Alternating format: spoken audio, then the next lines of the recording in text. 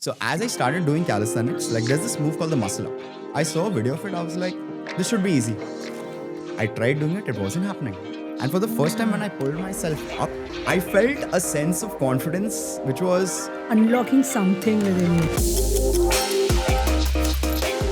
I don't want to be in that position where if a youngster comes up to me and asks, tell me about your life, I don't want to tell them I regret not living to the fullest. Tiger Shroff doing that particular act, and he's just straight, hanging on. Is this also part of calisthenics? That's called the human flag. Yeah. Oh, Yes. I always used to think that how is that possible? Is that VFX? But no, it's real. Yeah, it's real. It's Oh real. my god! Yeah. What is your most favorite thing to do in calisthenics? Okay. I would say. You swing from the bar, you spin a couple of times and then re-grab it.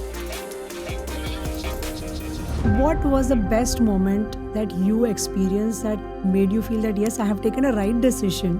My so it was that, too good to be That's through. The best feeling that And that's what keeps me working. I'm getting goosebumps right now talking about it. For example, the handstand. It took me 2 years to learn it. The fact for that was because I was scared being upside down. And calisthenics, can we also look at it for weight loss?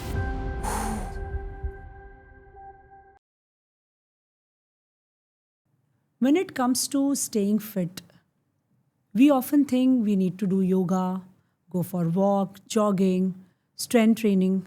But today, I have learned something new and cool. Today, we are having a pro athlete who is into calisthenics, who realized his true calling, introduced this sport for the very first time in India, and made it a huge success. Not just that, he has taken this sport, the tournament, on an international level. This is also a reminder. You can be completely new in something, but if you truly have the passion and a capacity to give your best, you can make it successful. So, guys, let's welcome Kirsten and understand his most amazing journey through his words.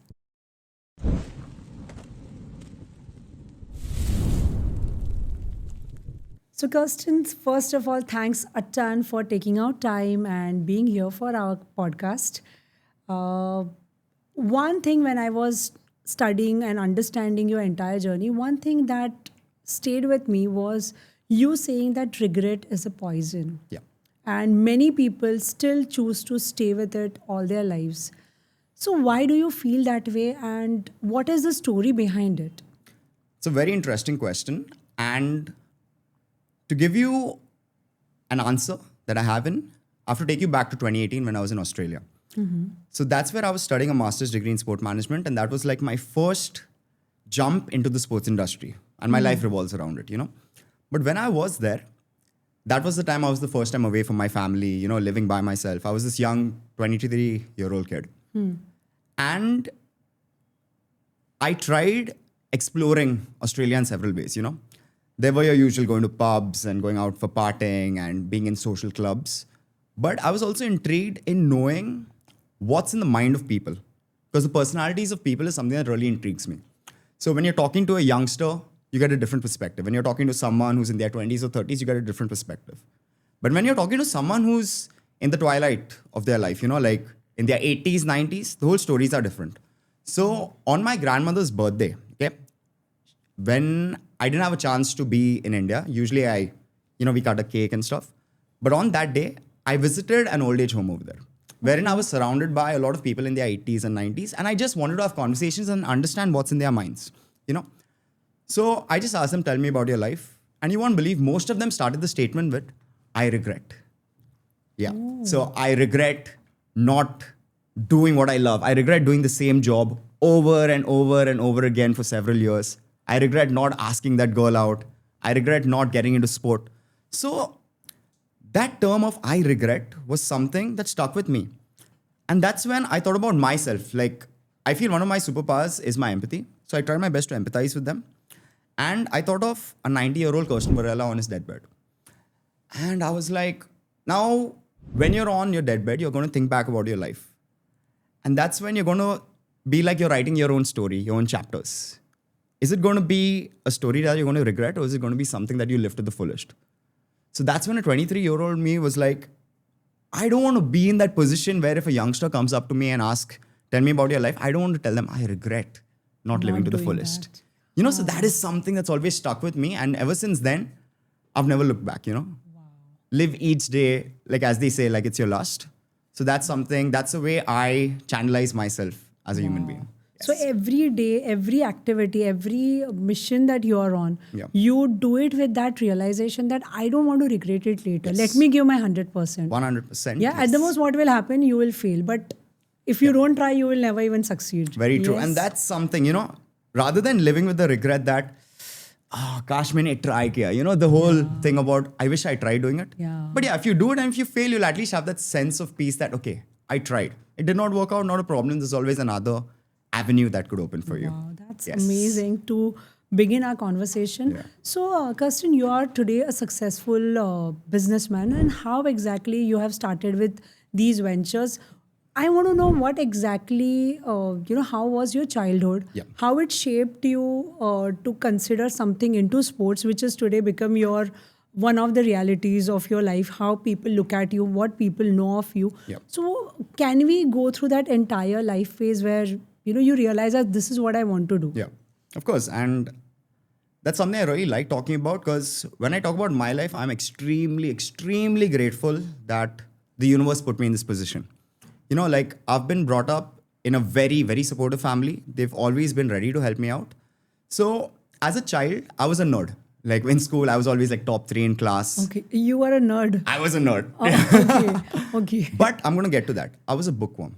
Okay. I could, just read a paragraph, copy, paste, and just add it on my, the test.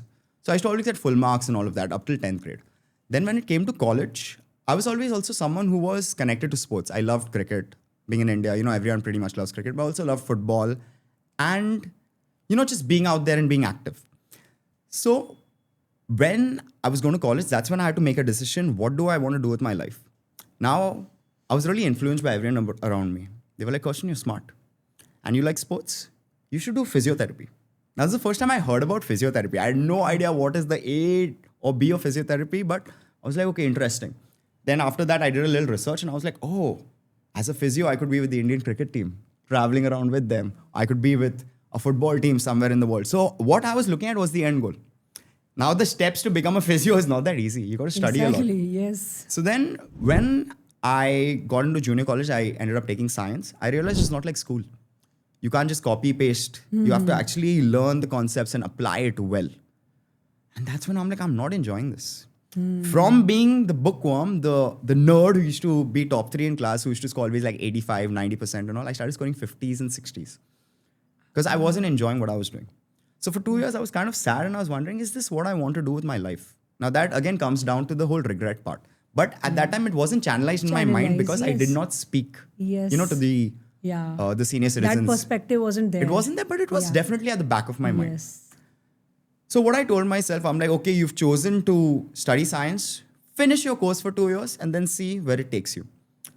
So somehow I passed through. I don't know how. Yeah. And after science, I got into business management. Because as I said, I was always connected to sport and I always wanted to do something in sport. Now the whole dream of physiotherapy went away because I realized it's not for me. It's not for me. But when I got into the business aspect of sports, that's when I started working on several events. I've also done a diploma in sport management through which I received a lot of opportunities. So I worked on in India, the IPL, the ISL, the Pro Kabaddi League in digital marketing. So I've taken interviews of a lot of these cricketers and footballers, and it was a really, really good experience. For a first-time job being around, these big names, it was something very cool, And while I continued doing that, like the pay was quite decent for my first job. But then I kept thinking, what more do you want to do in life? Is this all you want to do for the rest of your life? I felt I had something more to offer. So without really planning, without thinking, I just made a very simultaneous decision that I'll go to Australia and study. Yeah. So I realized there's this master's degree in sport management, which provides a lot. The opportunities will be endless is what the dream that they sell to a lot of students. Yeah. Now, once I got there, I realized it's quite similar to what I was doing in India. There was nothing really different, And that's where I started questioning myself as a person. I'm like, I'm not someone who can learn inside the four walls. Yes, you can get your theory, you can read about stuff. But when it came to practical exposure and being around sport events and stuff, that's where I learned a lot more. So in Australia, I also, I was always a hustler. I always hustled for opportunities. So in Australia, I worked on the Formula One Grand Prix, the Rugby League World Cup. And the turning point for me was the Arnold Sports Exhibition. Now, these were several events that I worked on in different roles. And In span of how many years? in 2 years. In 2 years. In 2 years, I Wow. did a lot of these projects. Yeah. Yeah, it's a lot. Yeah. I mean, I'm always someone who looks for opportunities. I'm someone who can't really stay still, Wow. I just feel I have a lot to offer. Yeah. Yeah. Now, while I was there, again, while studying and all, I wasn't really happy. I was in a very good place. As I said, my family was supporting me. Like Australia, Melbourne is a wonderful city. Yeah. It had won the most livable city for a few years in the world. I still believe it is. Like, transport is amazing. The whole multicultural aspect where they invite everyone from wherever in the world you are. It's very peaceful over there. And the standard of living as compared to India is quite high. Now, while things were there, it was kind of a slow life for me. For you, Yeah. yes, for your energy of For hustling someone energy. who's been born and brought up in a city like Mumbai, where it's like, yeah, you have to be at your peak. Suddenly, Yeah. Australia felt like a step back for me. Okay. So while I was there and I was talking about the Arnold Sports Exhibition, that's where I ran my first calisthenic event. Now, as I said, I wasn't really happy in Australia. So a way to divert my mind and make me happy was calisthenics. Okay. Yeah. So you were already into it, or you No. first time experienced something? The like first time I truly experienced calisthenics was in Australia. that? Okay. Yeah. Okay. So like as a child, I had this naive mentality of going to the gym. Like when I was like 18, 19, I stepped into the gym for the first time. I wanted to have big arms, abs and all. But I did not really enjoy the experience of the gym. Okay. Now, I'm not saying gyms are bad. Maybe if I was in a good gym where I was welcomed, today I would have probably been a bodybuilder. Life takes you in different directions. Yeah. But for Probably 3 months... that was not meant for you. Yeah, maybe it Yeah. wasn't meant for me. So for 3 months, I lifted weights. I did a few things like that. But it just wasn't for me. Then when I was in Australia, I looked... Every suburb had an outdoor park, which consisted of a pull-up bar, a dip bar. These beautiful parks just set up by the government. I started training over there. I started meeting people who were doing things. And over there, I felt this sense of community. I felt I found a place where I belonged. Everyone's encouraging you and helping you do things. And I'm like, I like this. Now, that was something I felt I wanted to do in my life. I didn't know I wanted to, I felt. That was the first time, like, you're like, okay, I'm enjoying something. Finally, that happiness is starting to set in. So when I worked on the Arnold Sports Exhibition, I was truly introduced to calisthenics at a very large scale. Now, for everyone watching, the viewers, what is calisthenics? It's predominantly body weight training. You use your own body weight to build strength, to build muscle. And as you get better, you learn cool tricks like, handstands, Yeah. backflips. There are a lot of dynamic, static skills, Yeah. human flags. Yeah. When I worked on that event, I was exposed to such high-level calisthenic athletes that I realized calisthenics is not just about training. It's about, doing so much more. It's similar to gymnastics, but it has its own set of, I'm trying to use the right term. Like if gymnastics is jazz, calisthenics is rock music. Let me put it that way. They are similar, Okay. but they are, kind of different Kind of and different. special in their own way. Yeah. Yeah. Now, More of energy. yes. Yes. So as I started doing calisthenics, like there's this move called the muscle up. Now, I could always do pull-ups. I was always blessed with decent strength. Now, the muscle up is where you pull yourself over the bar. I saw a video of it. I was like, this should be easy. I tried doing it. It wasn't happening. It just wasn't happening. This was in Australia again. In Australia in 2018. Now, I'm really getting to how calisthenics became my career. Yeah. Okay. At that time, there wasn't much information about calisthenics. It's slowly growing as we speak now in 2025. But now 7 years ago is what I'm talking about. So I found an article on Reddit saying it will take you around 8 weeks, like around 2 months to unlock the muscle up. Now, it was just an article by some person up there who probably didn't have the right knowledge and experience. So I tried doing it. It didn't take me 2 months. It took me 2.5 weeks. And for the first time when I pulled myself up, I felt a sense of confidence, which was hard to describe. I just felt like I was like, like a lot of people Unlocking something within unlocking you. something incredible. That just made me feel special. I'm like, yes, now that feeling that I had that I wanted to do calisthenics was getting stronger. Wow. Want to make my career in calisthenics was certainly getting stronger. Now, this comes to the point where I was at a crossroad. I was at the end of the master's degree, which I was doing in Australia. And that's where I had to take a decision. Either stay back in Australia or come back to India and do something with calisthenics. Now, back then in India, there wasn't a dedicated space for calisthenics. Now, there were pull-up bars everywhere. Yeah, we have seen that. There are pull-up How bars. exactly is that different? Yeah, I would definitely like to know that later. Yep. That how we end up seeing, all these pull-up bars and all, people just doing random stuff and all. How exactly different that is from calisthenics? Sure. So I'll get to that. Now, see, calisthenics has been there for centuries. It just started growing lately as a sport, as a business, because people are starting to talk and look into it a lot more. Now, look, people like our ancestors have been doing pull-ups, push-ups, all that is calisthenics. Okay. But after my education, when I came back to India, I realized, yes, there are pull-up bars, there are dip bars, but because we live in a country with a population crisis, you can't really train properly. Yeah. There are like 10 people, there are like hooligans everywhere jumping on the bars. Very true. And especially you want to create a safe space, especially for women. Okay. Because if women want to get involved, they need to feel comfortable where they are. Yeah. You can't train a woman with hundreds of people just staring at her and all. Because that's how it is, Yeah. So that made me think, I looked around, and while doing my research, I realized in a country of 1 billion people, not a single outdoor calisthenic park. I will be the guy to start it. Yeah. And that gave birth to Elysium Calisthenics Park, which is my business. Yeah. Wow. So I chose not to continue living in Australia, came back to India, and I started this. Yeah, and this also you must have realized a huge opportunity because there is no one who's doing it right now. Yeah. Yes. So I want to know more about what exactly goes into setting up a park and then people coming, inviting. So when we are having so many options of workouts, Pilates, yoga, what exactly makes people come for calisthenics? Calisthenics, yeah. That's a very good question. Now, when you think about calisthenics, there are 4 fundamentals. Your pull-ups, push-ups, dips, and squats. Now, irrespective of what you do, you can be a bodybuilder, you can get into weightlifting, you can do CrossFit, you can do yoga, parkour, dancing, any kind of movement. But the basics of calisthenics will help you in everything. Now, you can probably do a deadlift of 200 kgs. But if you can't pull yourself up, if you're hanging off a cliff, what's the use of doing that heavy deadlift? You know what I mean? So it's all about, mastering your own body to help you move and live a better life. Yeah. Okay. So now, with regards to calisthenics, anyone can do it.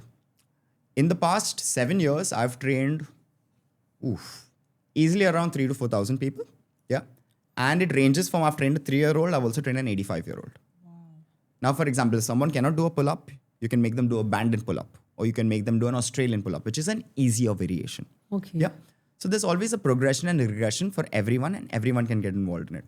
Now, what are the benefits? You get strong with calisthenics.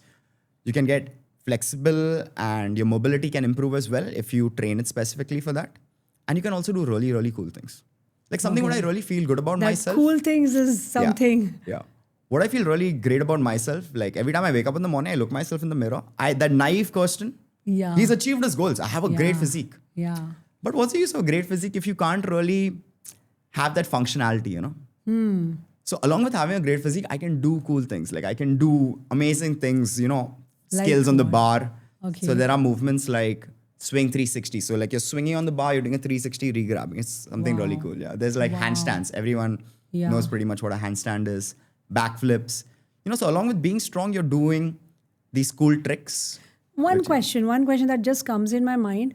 I have seen the Tiger Shroff doing that particular act where he's just holding onto that bar and he's just straight, hanging on. Is this also part of calisthenics? That's called the human flag. Yeah. Oh, yes. Okay. I always used Tiger to think Shroff is a very good example, actually. He's someone who's quite agile. Yeah. And I always used to think that how is that possible? Is that VFX? But no, it's real. Yeah, it's real. It's real. My God. Yeah.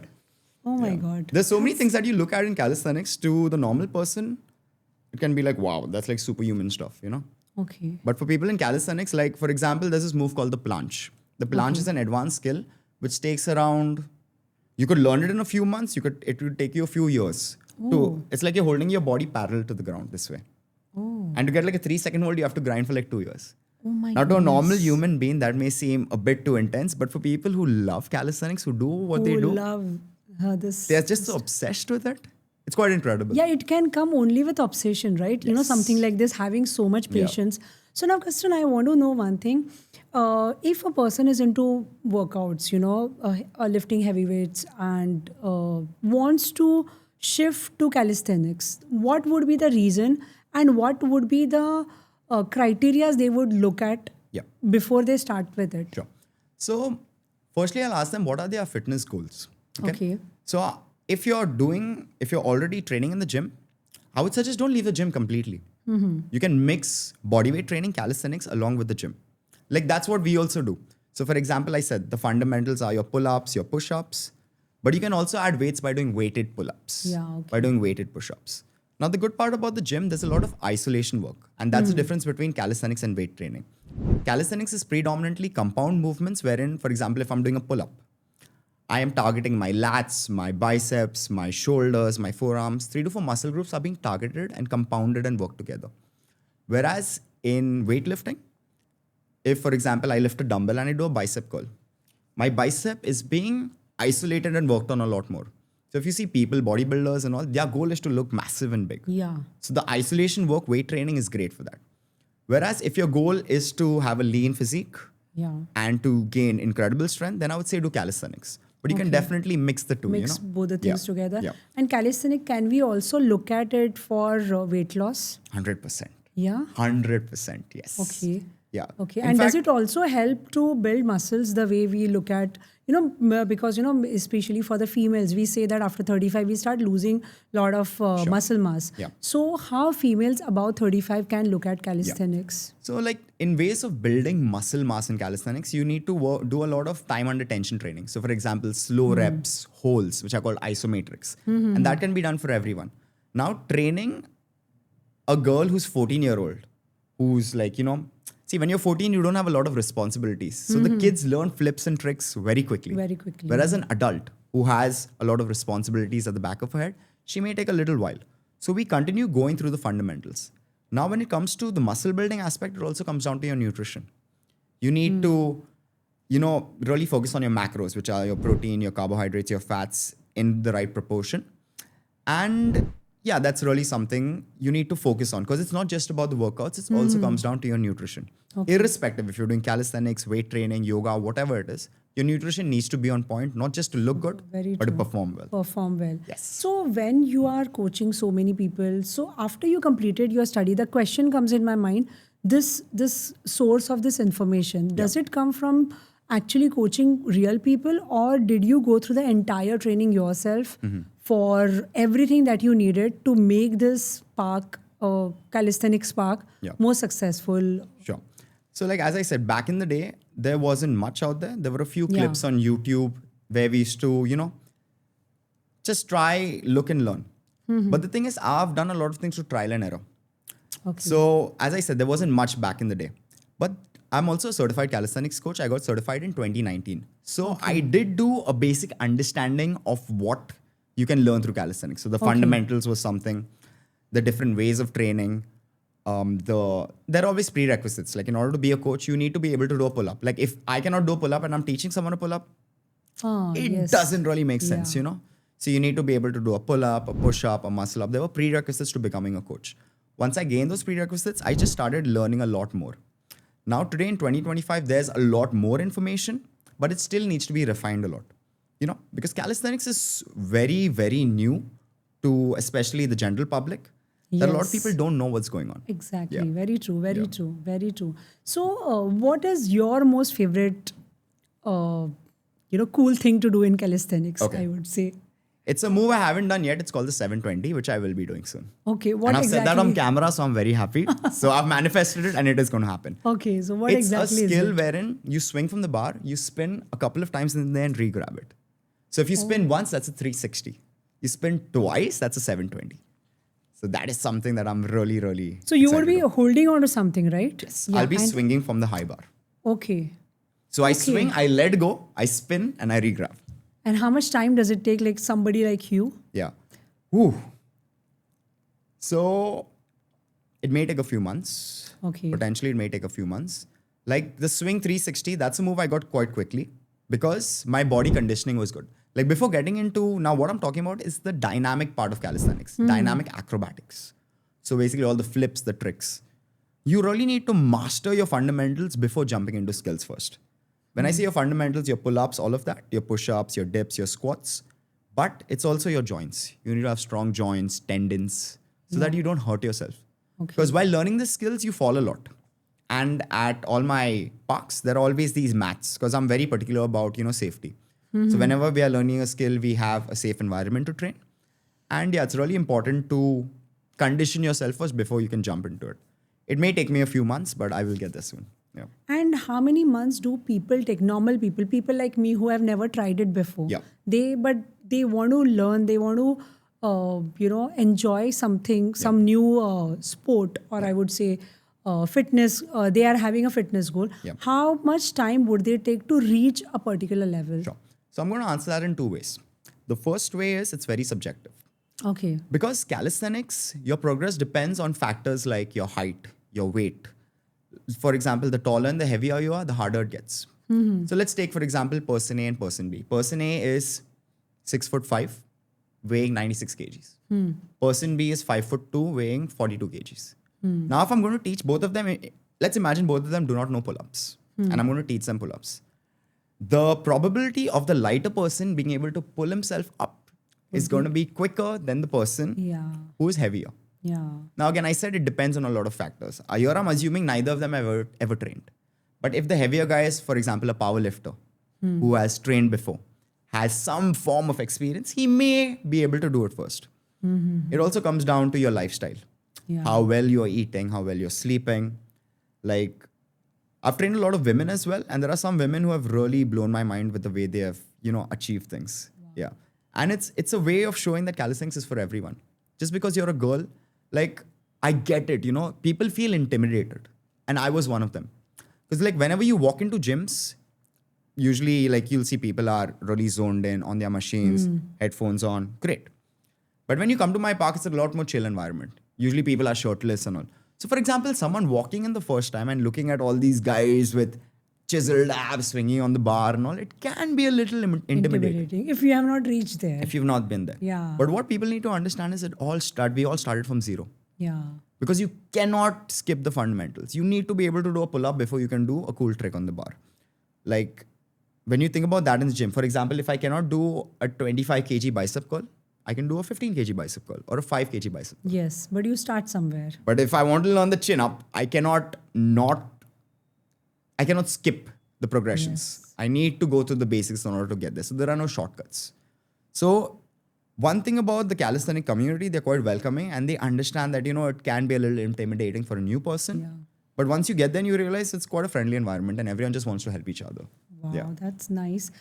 One thing that comes in my mind, Kirsten, what exactly the mindset person needs to be? Because whatever I'm listening, I know I can understand this is going to be amazing and fun and cool thing to learn, but it is also not going to be that easy 100%. As compared to any other form of workouts we have been doing, like lifting weights or doing yoga, running.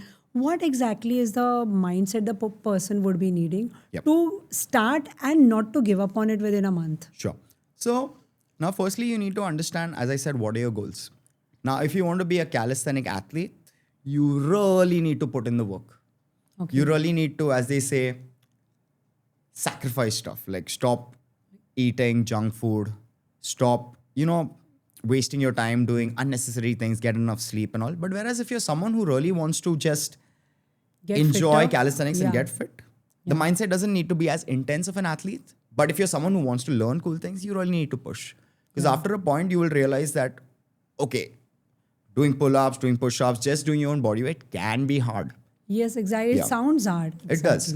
But like you did ask me how much time it takes. As I said, it's subjective. But if you're consistent for 3 months, you will start seeing progress yourself. You will start seeing changes to your body and also to your mind. Okay. Because with calisthenic training, it also translates to your actual life. Like it took me, for example, the handstand. I can handstand at will now. I love handstanding. But it took me 2 years to learn it. And the fact for that was because I was scared being upside down. I was just Yeah, scared that I'll it's hurt a myself. scary feeling. Yeah. The thing was, I could have learnt it a lot quicker, but I used to get frustrated. And I used to just stop doing it, restarted, stop doing it, did it again. Now, currently, my students are doing handstands within a month, within 2 months, because they are not going through the wrongdoings or the trial and error. As I said, I learned everything through trial and error, so I know what works. Yeah, you know everything that can go wrong. Yes, that's what. I know Exactly. things that can go wrong, so people who are training under me do not have to go through that. Yes. Yeah. Very true. So, yes, it took me 2 years, but now I can teach a person a handstand. I've taught people handstands in 3 days. So how this handstand is different from yoga handstand, or is it the same? It's the same. It's the same movement. It's all about your balance, your mind-muscle connection. Okay. There's a lot of similarities in yoga and calisthenics, actually. Okay, Yeah. okay.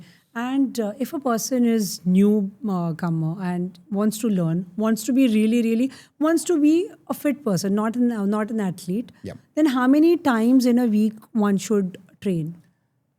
I would say 4 times a week 4 for times. a start.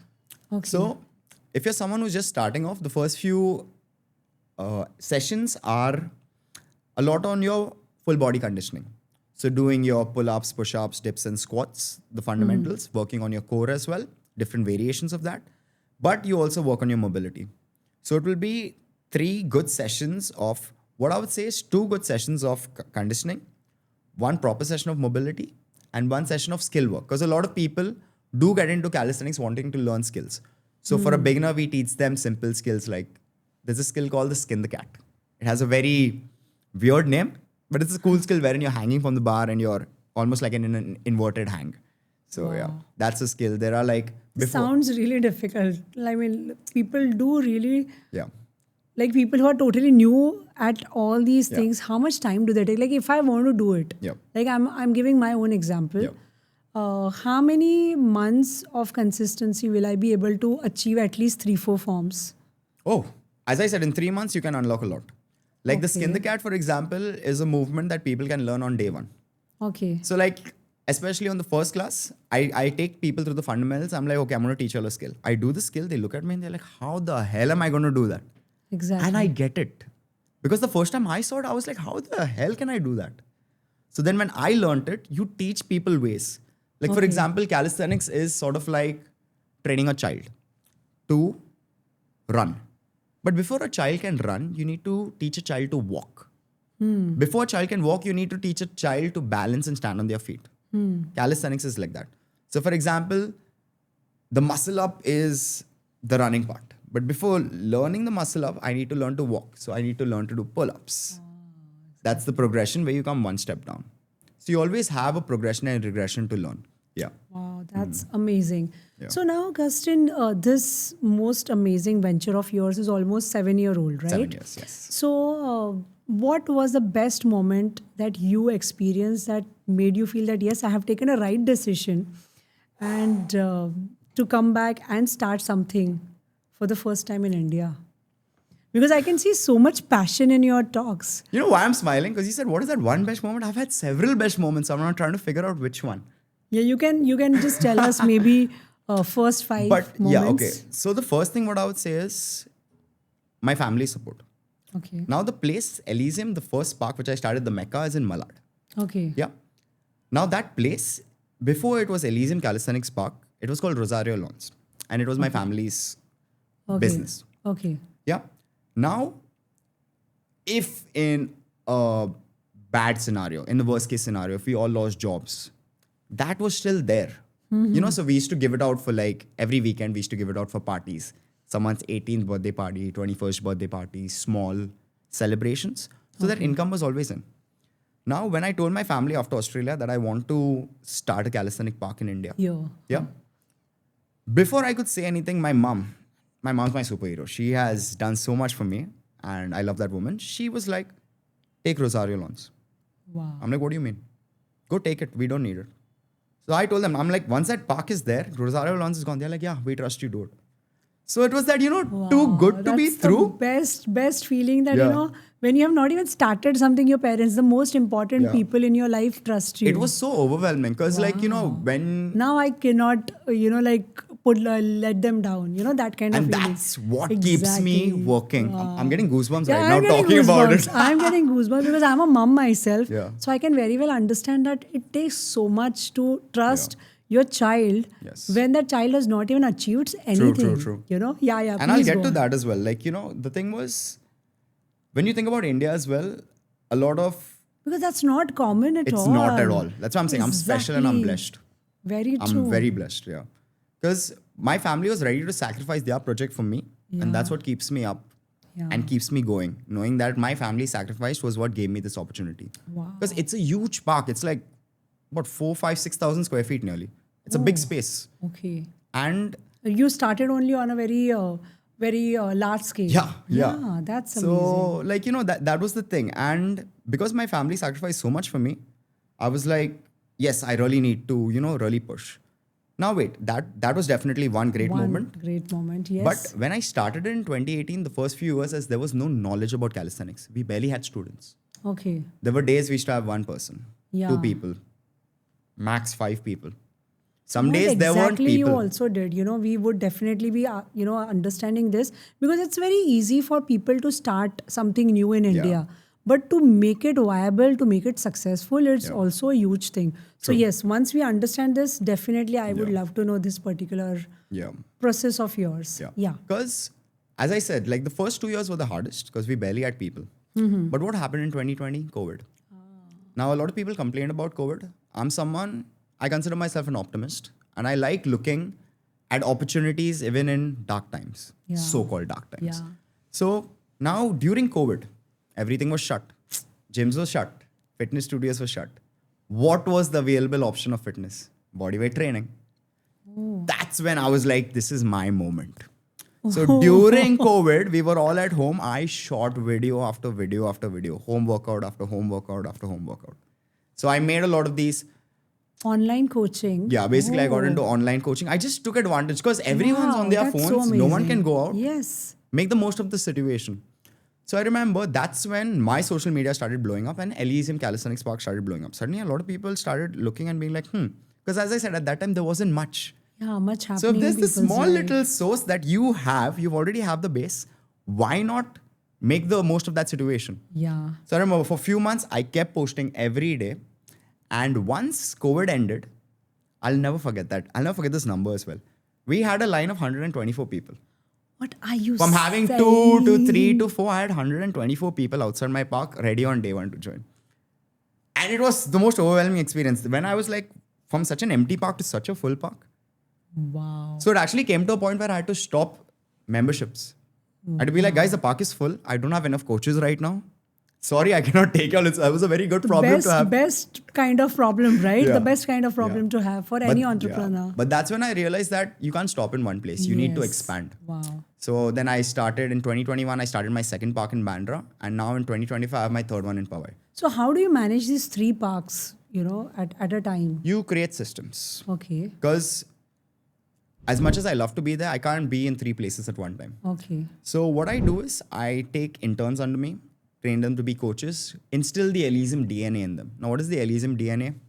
Firstly, respect, empathy, understanding. Because training a 50-year-old lady versus training an 18-year-old excited child is very different. So understanding how people work and most importantly, time. So one of the reasons why I feel I'm extremely successful is because I really, really respect my time.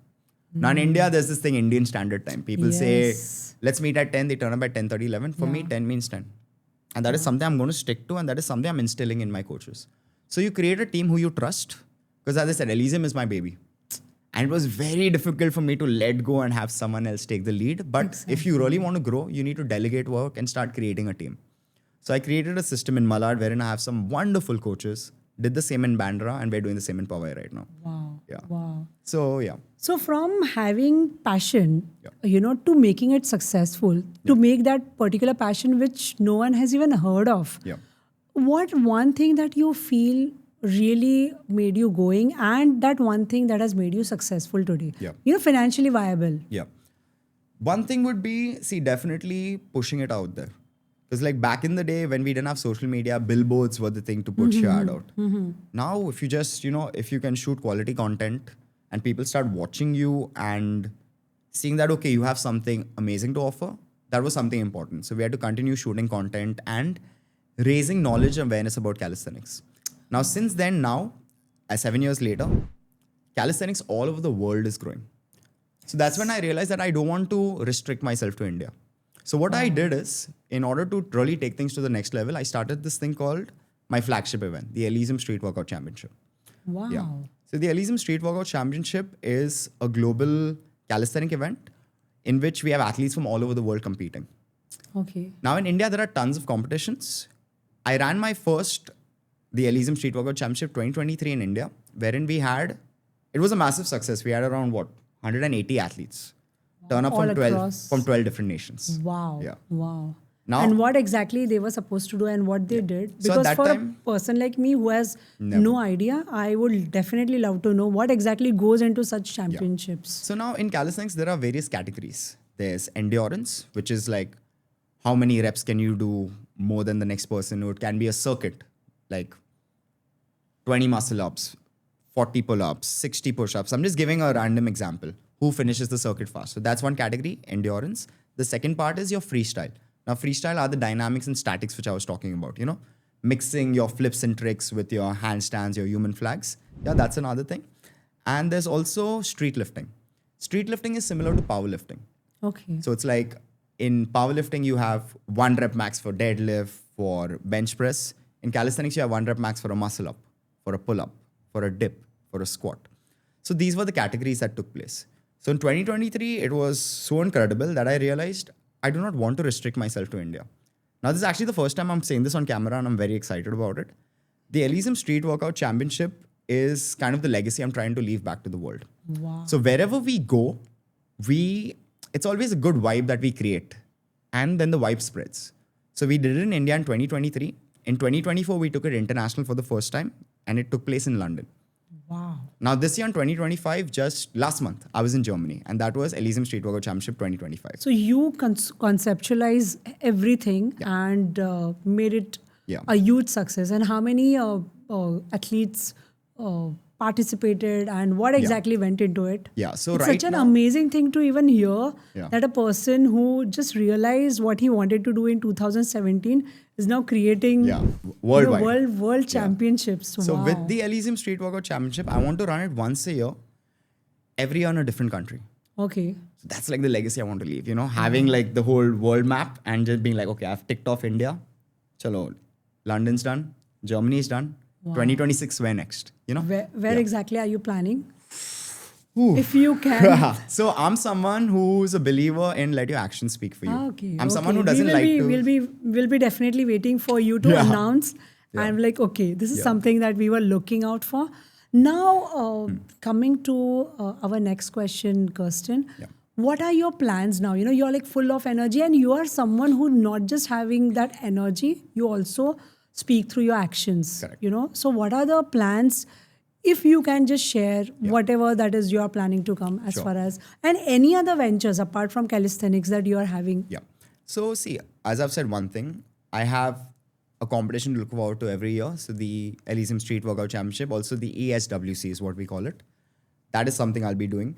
I also want to continue growing as a coach. I'm also a celebrity coach. I am coaching Ayan Mukherjee, Okay. the director. Yeah. Yeah. I've also coached actors like Karan Hariharan.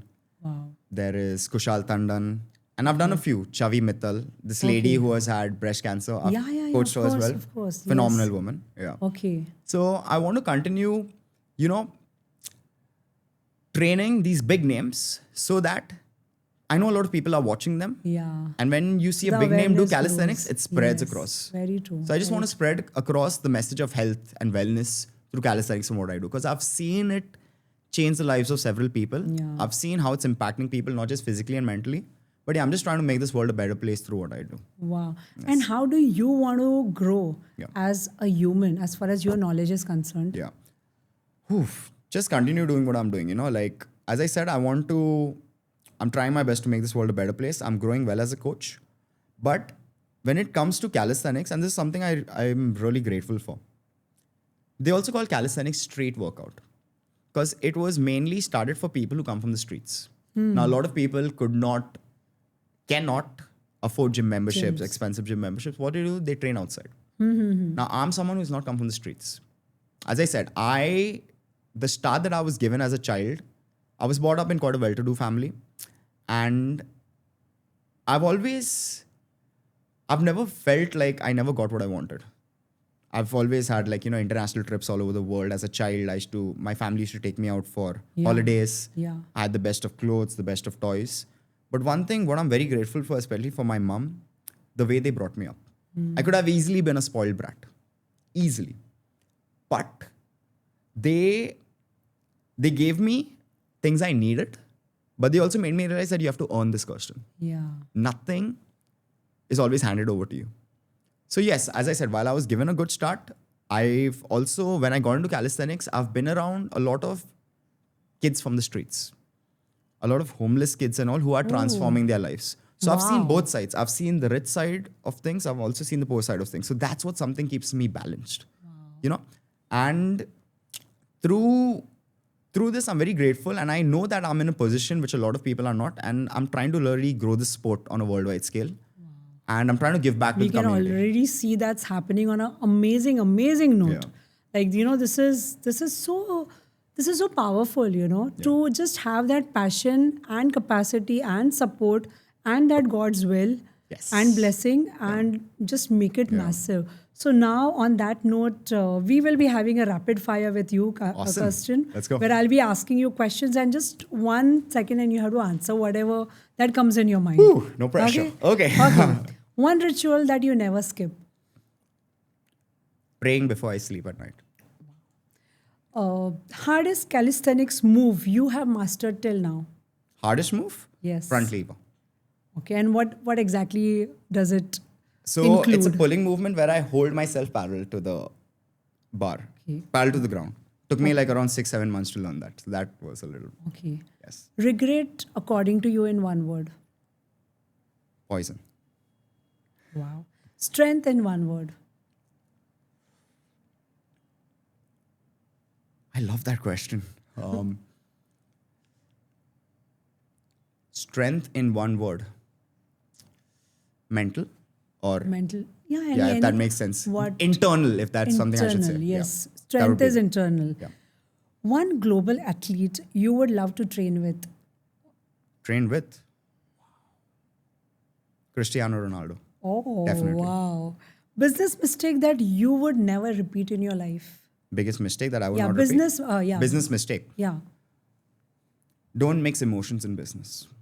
Oh, very nice. Happiness score today on a scale of 1 to 10 10. for you. 10 always. I'm very happy. Not always, but at this very moment, it's a 10.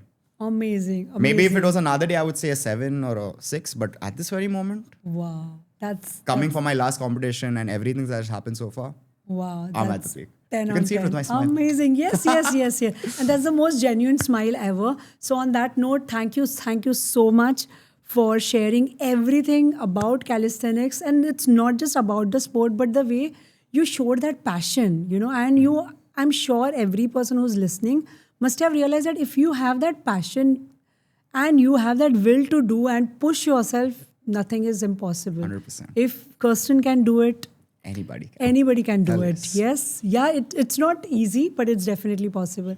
Thank you so much, Kirsten. It's been an absolute pleasure. It was an amazing Yes. time. Yes, I hope you enjoyed too. No, I had a great time. Yes, thank you so Lovely. much.